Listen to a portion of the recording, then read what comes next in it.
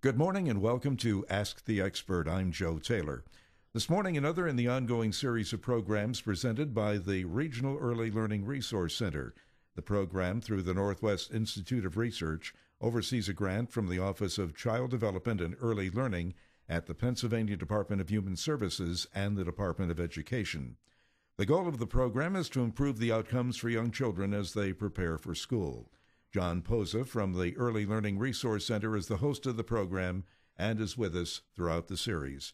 And John, we have not only a guest, but we have two guests in the studio this morning. We certainly do, Joe. Good morning. This morning I'm so pleased to welcome Amber Siar and Diane Justice from Jefferson Clarion Head Start.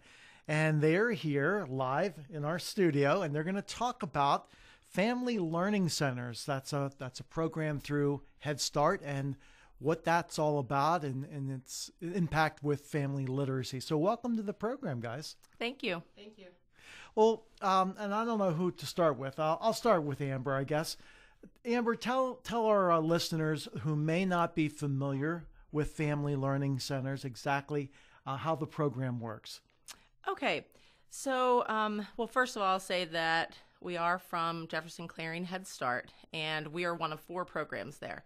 So we are the Family Learning Centers, and we have a grant through Family Literacy, the Family Literacy Program.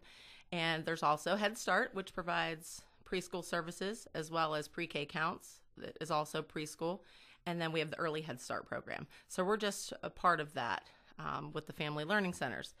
So our main difference, though, is that we are an adult education program that also has an early childhood component. Right. And the thing that's so great about the program is that, which something that I've always advocated for when it comes to early childhood and literacy in general, is having the parents and the children together, because literacy is important, especially when parents themselves are not at where they need to be in terms of being able to communicate with their child. And that's the beauty of what this program is all about, right? Right. So one of the things that we tell our parents is that you are your child's first and most important teacher, and you're their teacher from day one. So, just to talk a little bit more about the components of the program, that we have the adult education. So a lot of our parents, they are in need of a GED, or, they did not get their high school diploma. So they come to our class in order to study for the test. And while they're there, if they have a child who is not already enrolled in preschool or they basically, our families, in order to qualify, they must have a child that is in 3rd grade or younger. So you can imagine during the school year that a lot of these parents, their kids are in school, so they're not with us. So during the school year, we have mostly infants and toddlers and maybe a few preschoolers here and there. While they're there with their infants and toddlers, they are participating in their adult education. And during that time, their children are with me. I'm the early childhood educator, and they're in class with me. Then we also have what we call ILA, or interactive literacy activities. And that's when we bring the parents and the children together, and we have them do an activity together that it may just be reading a book. And previously in parent education, which is the 4th component, that we would have taught the parents maybe some strategies to help make reading more meaningful, or to help their children with literacy more in depth. And then when they come together, they'll read and they'll use those strategies with their children. They'll get a chance to practice it so that when they go home, they're more comfortable with teaching and reading to their children. And I was going to say that depending upon the individual family and the age of the children and so forth, sometimes this program can actually be done in the home of the parent, right? And sometimes they would go to a different location, correct? Right. Well, most of the time, we have 2 centers for Jefferson County. And while we're also in Clarion County, Diane and I work in Jefferson County. 2 days a week we're in Brookville, and 2 days a week we're in Punxsutawney. And for the most part, the adult education all happens in our classrooms. But if I need to do an early childhood assessment And especially if the children are not coming because they're in preschool or in elementary school, then I can go to the home and do those assessments in the home with them. Right. How are families selected or recommended for inclusion in the program? Well, really the main eligibility requirements are they need to have an educational need. So if they need their GED, if maybe they need to get their driver's license and they want us to help them study for that test, or to get some instruction on writing a resume and doing interviewing so that they can get a job or a better job. And then the other requirement is that they have a child in third grade or younger. And it doesn't necessarily have to be their own child. Sometimes we have grandparents that are helping to care for, or aunts and uncles, even babysitters sometimes that have a really close relationship with the child. They're part of that child's learning at a young age. So those are the requirements. Are they coming to you, or are there cases where they are recommended to you? Both. We get referrals from other agencies, and then we also, if we have someone come to us and they don't qualify, we help them find educational help through other agencies. And that's usually where I come in. I'm the case manager, and if they don't qualify specifically for our program, I try to connect them to another agency that can help them. We do work with other agencies like Distance Learning Project and things like that can help the adult get what they need.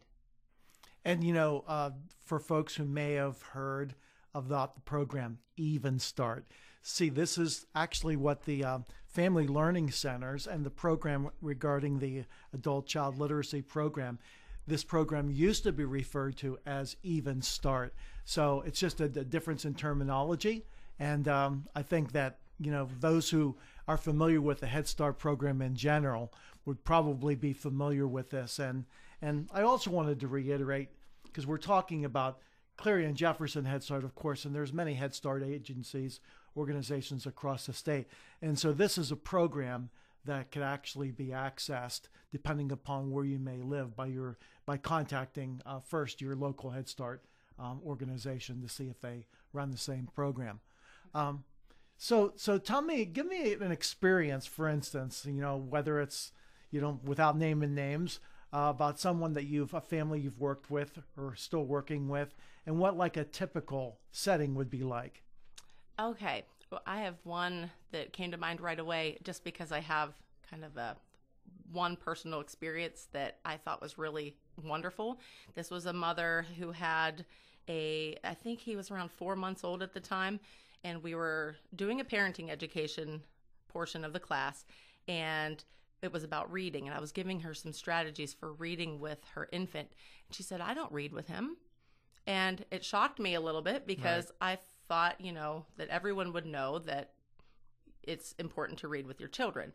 But she's like, he doesn't pay attention. He's too young to pay attention.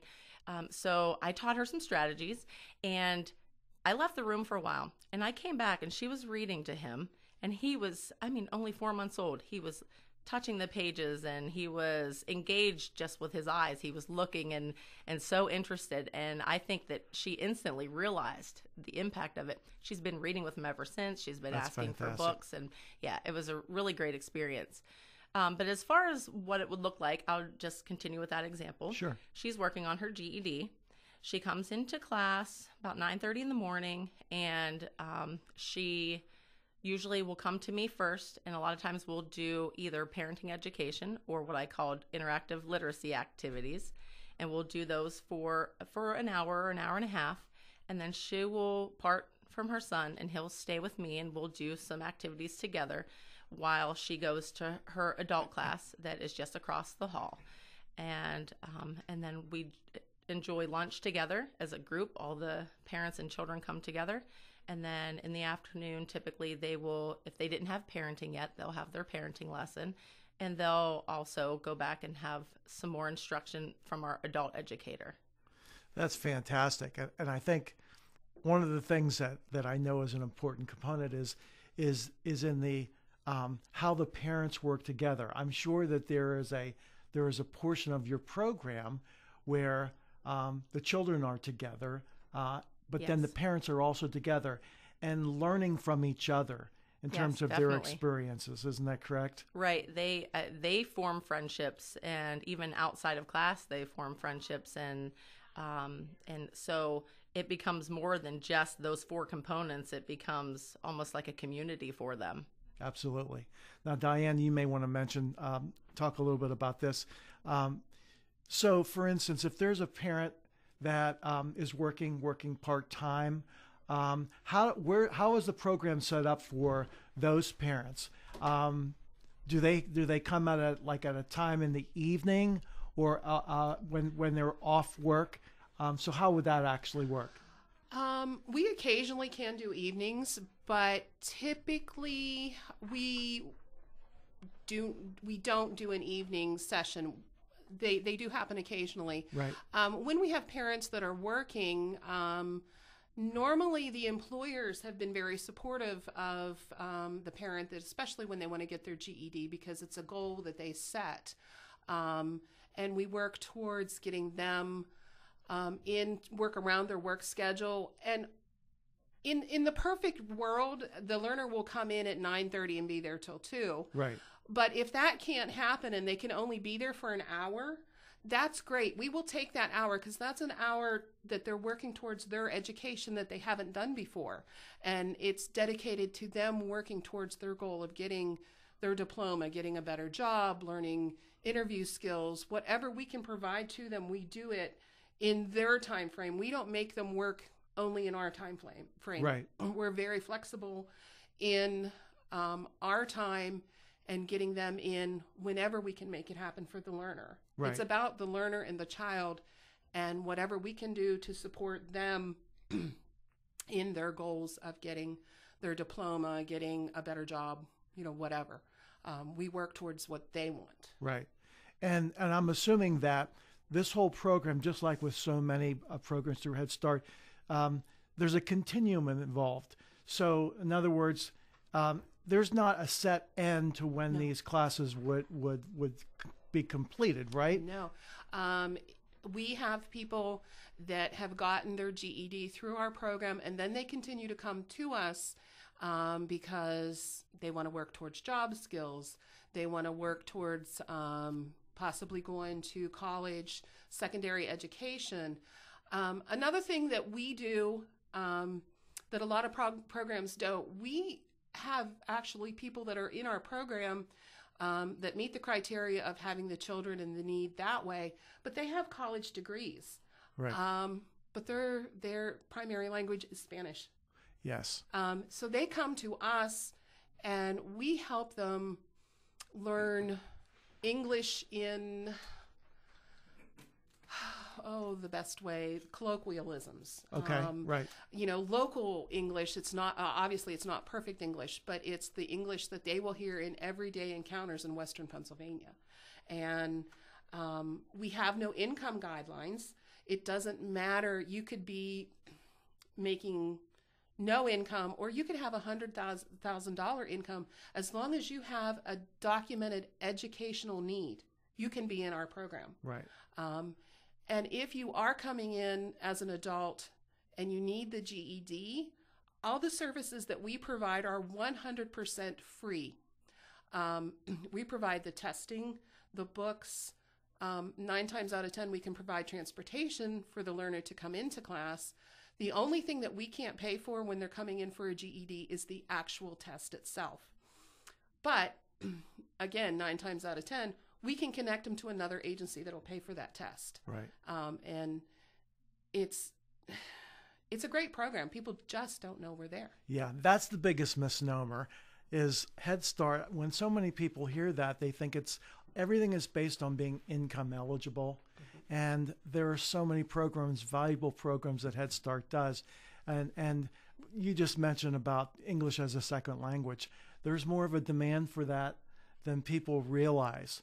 More people that have difficulty with, not originally from our country, learning the language. And boy, you talk about important in being able to educate their own children. That is vital. And through our programs with the Early Learning Resource Center, I'm more familiar with those kinds of programs that are more like in like the more populated areas like Erie and so forth, and like State College and that. But it's actually in demand. Having someone teaching English as a second language, it's not very easy to find. Yeah, but you're so fortunate. You're so fortunate in that you have that ability to provide that service. About 20 years ago, I was part of a group that was identifying and studying the problems facing young people in this area. One of the problems identified was a bias that education was not really that important, and reading books was not necessarily valued, especially for boys. Is this something you still find? You find remnants of this attitude? And if so, how do you overcome this kind of societal attitude, which, again, 20 years ago was identified as being a major issue for young people in this area? What I can tell you right now, we do have a few men that are in our program. The majority of our current learners are women and moms. And with what we're seeing, a lot of our parents coming in are very avid readers. I can't necessarily say for the men that are in the program, because I think they still have the attitude, I should be the breadwinner, I should be doing this for my family. So I'm not sure about the men in our program that are the readers, but a lot of our moms that are in are very avid readers. So they are pushing, the reading for their kids. Yeah, absolutely. And I was glad that you, Amber, brought up the example of the woman, and initially didn't think that she should be like speaking or reading to her infant, when that is something that we really are trying to advocate, the importance of learning from the very infant stage, because children and infants are like sponges. They're learning more than we think. The brain develops at the most rapid pace from the time a child is born. And I don't need to tell you that. You know that. Right. Yeah. Yeah, I think that maybe that is a misconception still. Right. I know when I had my children that I heard about that a lot, but I also used to work for Early Head Start. So when my kids were younger, I was actually learning from being a parent educator in Early Head Start how important it was at those ages. Really, birth to 3 is such an impressionable age for children and what they're learning. And Head Start's wonderful. They do a great job with kids, no matter what level they're at. But imagine if parents took it upon themselves to be their child's first teacher on an everyday basis. And it's not like a classroom teacher. It's all through play. It's through fun activities that they're going to enjoy, and they'll bond with their children over it. But sometimes they just need a little instruction on that. Exactly right. Exactly right. We're talking with Amber Siar and Diane Justice from Clarion-Jefferson Head Start about the family learning centers in Jefferson and Clarion County. And, getting back to Head Start in general, what a fantastic and research, everything that we know about Head Start has proven that it is such a valuable, tool for kids in being ready for school. But a lot of times, I think people know the social value and some of the things that children need to learn outside of the actual educational component of it, right? But the education aspect is really what people tend to forget in young children. And can you comment on that? You mean as far as, are you saying that? Well, Head Start is pretty much a holistic program for Correct, children. Right. Yeah, it involves more than education. Right. Obviously. It involves teaching about health and helping them to prepare for kindergarten. Really is the big thing. And from kindergarten teachers that I've talked to, it's not so much the academics. It's not, do they know their ABCs and can they write their name? It's, can they sit for story time for several minutes, and can they solve problems with their peers? Exactly right. And that's something that Head Start covers both areas and does it very, very well. But I think what I'm saying is that there are a lot of folks out there who kind of forget about the educational component of Head Start and just look at the other area, you know.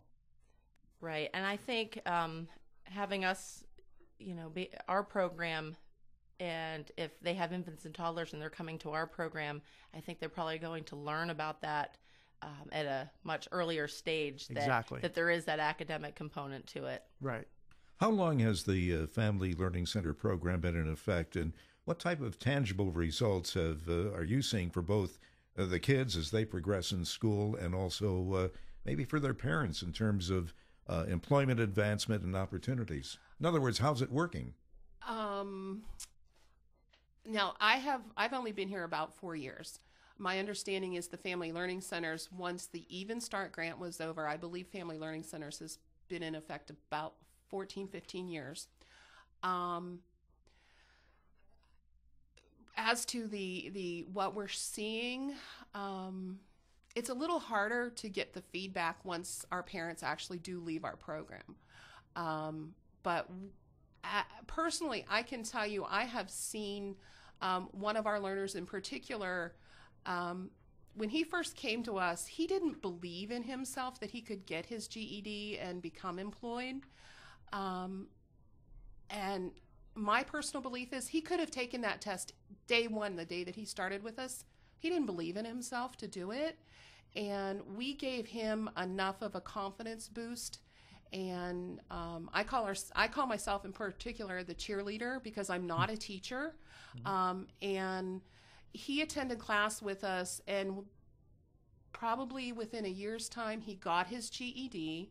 He got a job, got a car, everything that he wanted to do that he had put on hold. And he was 35 when he started with us. And that was like the best thing that we could see, is that he met his goal and was able to help himself and the child. It was not the child, it wasn't his child, it was a nephew. And he worked with him, and he saw the growth of the child. And he commented to me, he was so impressed with what he saw happening with his nephew that he thought it was awesome. Well, that's what's so terrific. I mean, it's almost kind of like first establishing and having self-esteem to know that you can do this. Absolutely. And once you know and you are progressing and you have that self-esteem, then you feel better about working with your child, and the child benefits as well. And that's the beauty of the Family Center approach, really. I guess we only have a minute left, so I'm going to kind of thank you guys. I mean, this is a fantastic program. The Family Learning Centers from Jefferson, Clarion Head Start. I am so glad that Amber Siar and Diane Justice were here to talk about the program. And so for folks who want to learn more about it, just contact Jefferson Clarion Head Start based in Brookville. And for those who are in another area, just contact your local Head Start agency, and you'll probably find the program in your area as well. Thanks so much for being with us, guys. Thanks for having us. Thank you. And that's our program for today. We'll be back in 2 weeks at this same time. In the meantime, you can go online to learn more at papromiseforchildren.com. For John Poza and the Early Learning Resource Center, I'm Joe Taylor. Thank you for listening, and have a great day.